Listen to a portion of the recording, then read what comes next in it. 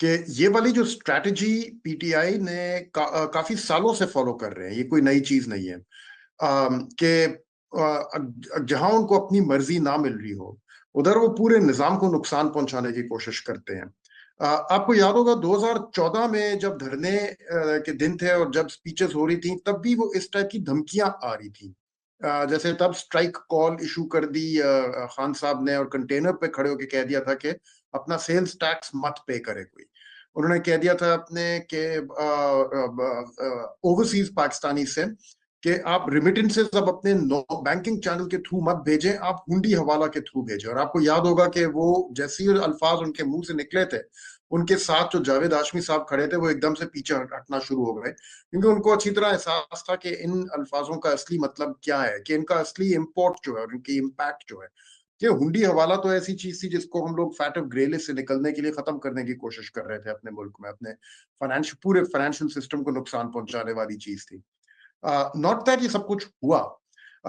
और उसके अलावा आपको याद होगा तब ये भी धमकियां दी गई थी कि हम तरबेला डैम से जो बिजली पैदा होती है ना, जो तार वो बिजली ग्रिड के अंदर फीड करती है, वो तार जाके काट देंगे अगर आपने हमारी बात नहीं मानी और नहीं सुनी एंड व्हाट नॉट।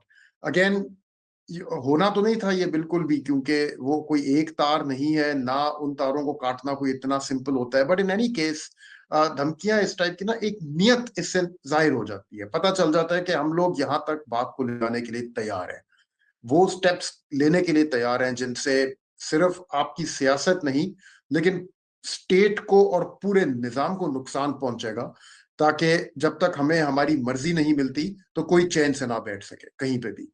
ठीक जी। है, ये वाली सियासत करने का तो उन्होंने 2014 में अपनी नीयत इजहार कर ली थी। अब 2022 के बाद से उन्होंने दोबारा से कुछ करना शुरू किया है, और उसके जो तमाम एग्जाम्पल्स हैं, एक तो जब अगस्त 2022 था मेरे ख्याल में, जब लेटर लिखा गया खैबर पख्तूनख्वा गवर्नमेंट की तरफ से मिफ्ता इस्माइल को, और मिफ्ता इस्माइल साहब ने उस के रिसीव करने के फौरन बाद जो प्रेस कॉन्फ्रेंस की उसमें उन्होंने कहा कि यार अजीब सी बात है कि ये लेटर मेरे पास आया है, मैंने फोन उठा के मिलाया है टू द आईएमएफ, और पता चला उनसे कि उनको तो ऑलरेडी रिसीव हो चुका है।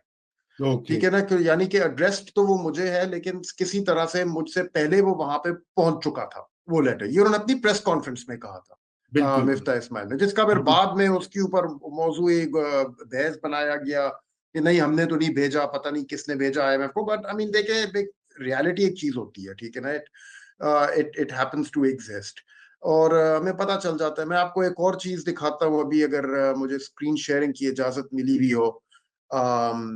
और वो आप देखें, ये वाली हेडलाइन, ये हेडलाइन अगर आपको नजर आ रही होगी कि ये जी। 28 फरवरी 2024 की हेडलाइन है, और इसमें खान साहब कह रहे हैं कि आईएमएफ से हम लोग कहेंगे कि पहले इलेक्शन को ऑडिट करो, उसके बाद बेल आउट की टॉक्स करो। ठीक है।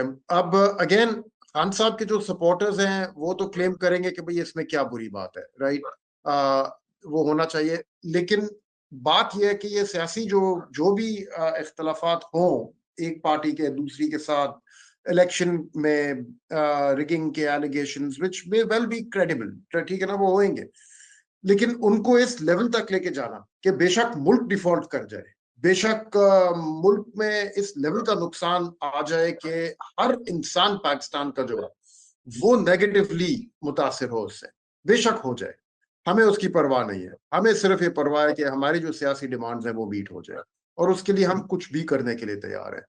अब हमने रिसेंट डेज में ये देखा है कि उन्होंने वहां अमेरिका में, जिस मुल्क को वो कहते थे कि भाई हम क्या कोई हम किसी के गुलाम है, वो तो खैर यूरोपियन यूनियन को कहा गया था कि हम क्या जी। तेरे गुलाम है कोई। अब उनसे कहा जा रहा है कि जीएसपी प्लस जो है स्टेटस, उस उसको इवेल्युएट करते वक्त आप हमारी सियासत जो है उसको कंसिडरेशन में ले लें। चलिए, वो भी मैं कुछ हद तक मानने के लिए तैयार हूं कि बनता है उनका लेजिटिमेट, क्योंकि ठीक है, मिलिट्री कोर्ट्स में सिविलियंस को ट्राई करना या ना करना एक सवाल है जो जीएसपी प्लस में सर्टिफाई करना होता है गवर्नमेंट ने। लेकिन mind you, GSP plus status तो इमरान खान साहब की गवर्नमेंट में पाकिस्तान का हुआ था, एक्सटेंड हुआ था, और खान साहब की हुकूमत के दौरान मिलिट्री ट्रायल्स हुए थे सिविलियंस के। तो तब भी यूरोपियन यूनियन ने पूछा होगा ना लाजिम पाकिस्तानी हुकूमत से कि भाई आप तो मिलिट्री कोर्ट्स में सिविलियंस को ट्राई कर रहे हैं, दिस इज अ वायलेशन। तो तब उनकी हुकूमत ने क्या जवाब दिया होगा? I would like to know, क्योंकि वही बिल्कुल। जवाब शायद दोबारा दिया जा सकता है इस दफा भी। कुछ तो उन्होंने भी कहा होगा ना।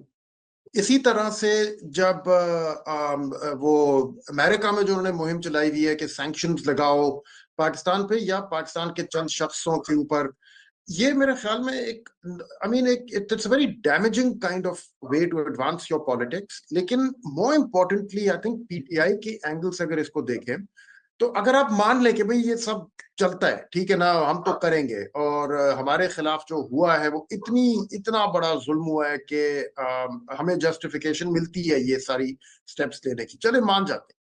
पॉइंट इज कि इट्स नॉट वर्किंग, ये चल नहीं रही चीज। द पॉइंट इज कि वो जहां पे फॉरेन इंटरवेंशन बुला रहे हैं, पहले तो उन्होंने डिनाउंस की थी कि भाई इलेक्शन जो वोट ऑफ नो कॉन्फिडेंस है ये फॉरेन इंटरवेंशन थी। अब वो उसको बुला रहे हैं, इनवाइट कर रहे हैं फॉरेन इंटरवेंशन को, ये आ नहीं रही वहां से। और आप देख लेना, आईएमएफ ने जैसे इनकी डिमांड जो थी कि आप पहले इलेक्शन को ऑडिट करें उसके बाद पाकिस्तान का बेल आउट लें, उसको नहीं उन्होंने एंटरटेन किया। आईएमएफ ने ये भी नहीं एंटरटेन किया कि हम जो उनका अगस्त 2022 का लेटर था कि हम लोग तो विथड्रॉ कर रहे हैं अपनी कमिटमेंट से कि हम प्रोविंशियल सरप्लस रन करेंगे। अभी जो विल्सन साहब की जो ट्वीट्स हैं उसके पीछे सब लोग लगे हुए हैं, लेकिन देख लेते हैं कि भाई जी ऐसी कोई चीज आएगी या नहीं, जो सैंक्शंस या जो जो लेजिस्लेशन, जो रेजोल्यूशन, बाइंडिंग रेजोल्यूशन वो प्रॉमिस कर रहे हैं कि मैं बना रहा हूँ और लेके आऊंगा। रिचर्ड ग्रिनेल साहब तो खामोशी इजहार कर गए हैं, उनका पता नहीं क्या क्या बना, कहाँ गए। नहीं, वो शायद वो, कैनेडी सेंटर, आप तो रहे हैं डीसी, हाँ, उसके कैनेडी सेंटर के चेयरमैन बन डायरेक्टर। और अब जीएसपी प्लस का भी देख लेते हैं कि क्या होता है। मेरे ख्याल में तो हो जाएगा, ये स्टेटस रिन्यू हो जाएगा। आई थिंक सवाल जरूर उठेंगे तमाम चीजों पे, लेकिन जो भी एक्सप्लेनेशन गवर्नमेंट की तरफ से दी जाएगी वो हो जाएगी कबूल। But let's see, I am willing to wait and जी हाँ टेक अ वेट। खुरम, ये बात तो आप को याद हो, हमारी एक बार बात भी हुई थी। देखिए, आईएमएफ और इस तरह की जो आलमी मालियाती इदारे हैं, वो अपने चार्टर से भी बाउंड होते हैं कि वो डायरेक्टली किसी भी मुल्क की डोमेस्टिक पॉलिटिक्स में इंटरवीन नहीं कर सकते। और ठीक है, बैक चैनल पे बातें होती होंगी, आई एम श्योर। और हमें ये पता है कि वहां पे उनके बोर्ड में बड़ी पावर्स हैं जो कि अपना इन्फ्लुएंस असर्ट करती हैं। लेकिन ये बात तो इनको भी पता होनी चाहिए, और अगर नहीं पता तो आई एम श्योर वहां भी पढ़े लिखे लोग बड़े हैं पीटीआई के अंदर, ऐसी बात नहीं है। लेकिन वो एक मेरे ख्याल से पॉपुलिज्म में ये भी होता है कि लोगों को इस तरह का एक बयानिया बना के लोगों को एक चूना लगाने वाली बात होती है कि जी आईएमएफ रोक देगा, आईएमएफ डंडा दे या देगा, आईएमएफ ये कर देगा। ये तो एक हमने देखा है, और अब तो दुनिया भर में यही सियासत चल रही है। खुद अमेरिका में भी इस वक्त यही झूठ सच की जो है ना तमीज खत्म हो गई है।